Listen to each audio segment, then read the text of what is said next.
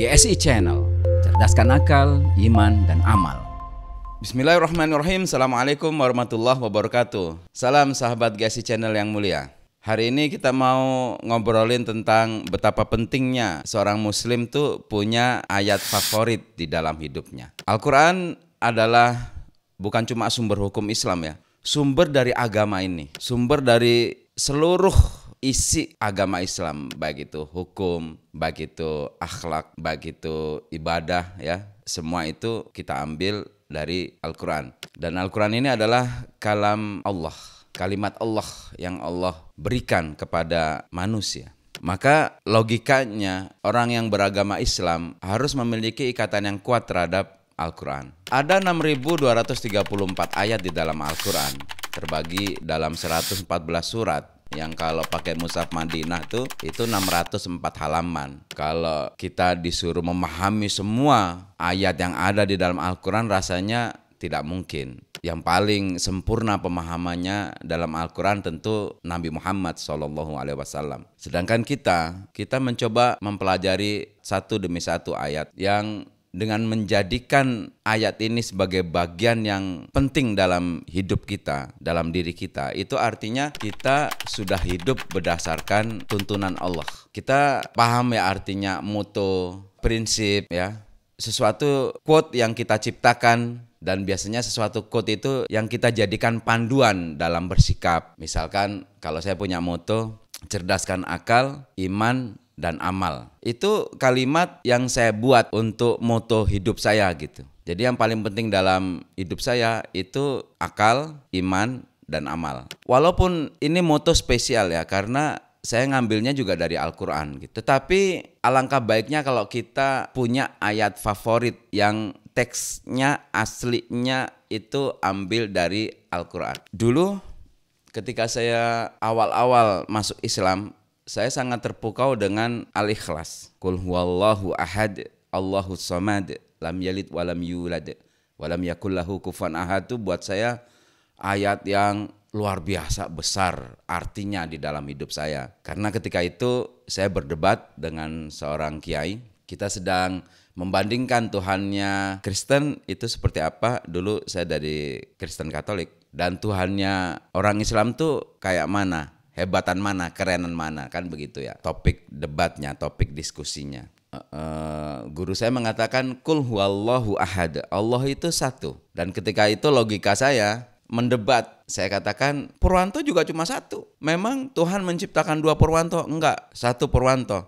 Jadi saya juga ahad gitu. Kemudian beliau meneruskan dengan sifat-sifat asasi Allah yang lain yang Allahus samad. Apakah kamu tempat semuanya bergantung? Lam yalid walam yulad, apakah kamu tidak dilahirkan? Ya enggak gitu. Di situ saya kalah gitu kan. Maka ayat itu ketika awal-awal saya masuk Islam itu menjadi ayat favorit saya gitu. Ayat favorit artinya ayat yang paling sering saya baca, ayat yang paling sering saya jadikan zikir, ayat yang paling sering jadi topik riset saya. Semua hal yang berkenaan dengan surat Al-Ikhlas itu saya pelajari. Ada tafsirnya, ada hadis yang terkait, ada komentar para ulama tentang ayat ini. Itu saya pelajari, saya gali sampai dalam betul. Nah, ayat favorit itu berubah gitu sesuai dengan kondisi hidup kita. Ketika itu saya memilih dakwah perbandingan agama karena saya dari Kristen kemudian masuk Islam. Dunia yang paling dekat dengan saya yaitu dunia perbandingan agama. Buku-buku yang saya tulis itu buku tentang ya kristolog. Dunia dakwah saya ketika itu ya dunia perbandingan agama gitu. Ketika saya masuk di PTIQ, kuliah di sana, Perguruan Tinggi Ilmu Quran, saya begitu tertarik dengan dunia tahfidzul Quran. Maka riset saya, perhatian saya beralih tuh. Nah, di titik itu ayat favorit saya tuh berganti. Bukan lagi qul huwallahu ahad dan seterusnya ila akhir ayat, tetapi berganti dengan Al-Anbiya ayat 10. Laqad anzalna ilaikum kitaban fihi dzikrukum afala ta'qilun. Yang kalau diterjemahkan, sungguh telah kami turunkan Alkitab, maksudnya tentu Al-Quran, yang di dalamnya terdapat sebab-sebab kemuliaan kalian. Saya terkesan dengan ayat ini karena ketika itu saya sedang berusaha menghafal Al-Quran. Dan riset saya mengatakan bahwa penghafal Quran itu sangat penting. Saya riset tentang betapa pentingnya penghafal Quran dari banyak buku. Dan kemudian saya dapati komentar para ulama banyak ya tentang Imam Hajar Asqalani yang ketika itu beliau menceritakan awal hijrah Nabi dari Makkah ke Madinah. Kemudian setelah sampai di Madinah, Nabi melakukan, ya kalau bahasa sekarang, sensus penduduk. Seorang sahabat diperintahkan untuk menghitung berapa jumlah kaum muslimin di Madinah. Dari yang saya baca itu jumlah penduduk di Madinah 15.000 dan orang Islamnya itu cuma 1.500. Tapi dikatakan oleh Imam Ibnu Hajar Asqalani semua menghafal Quran kecuali 6 atau 7 orang, dan yang dimaksud itu adalah ya mereka tetap menghafal. Mereka juga penghafal Quran, cuma jumlah yang dia hafal itu jauh dari yang total diturunkan. Artinya katakanlah secara sederhana mereka menghafalnya belum selesai gitu.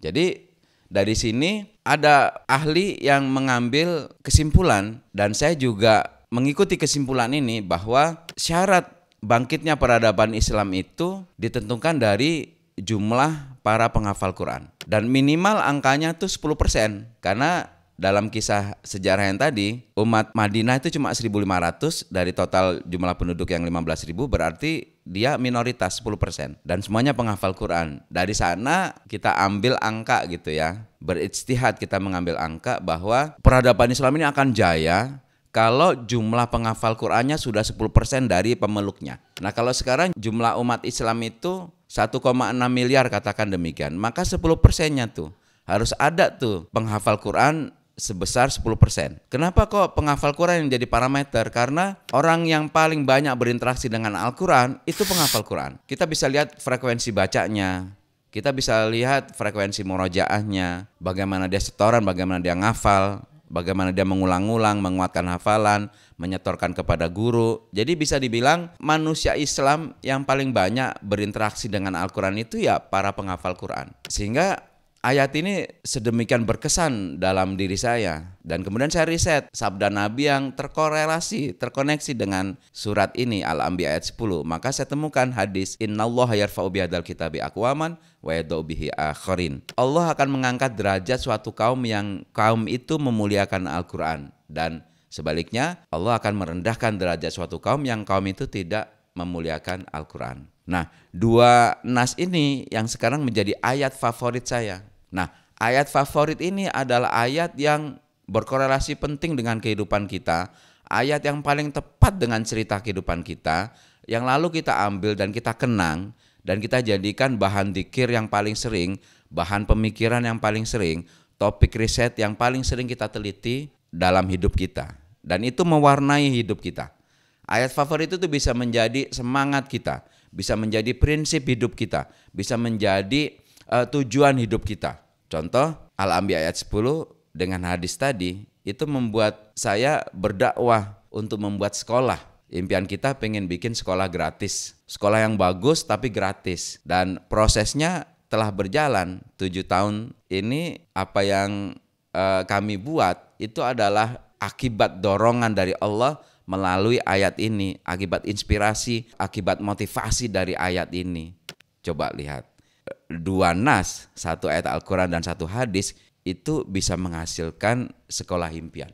Jadi penting banget manusia Islam tuh punya ayat favorit. Ayat favorit itulah yang insya Allah akan dijadikan Allah sebagai wasilah kita berkarya, kita menghasilkan manfaat, kita merubah kehidupan kita menyumbangkan hal yang besar untuk diri kita sendiri, untuk keluarga terdekat, dan bahkan untuk umat. Demikian, wassalamualaikum warahmatullahi wabarakatuh.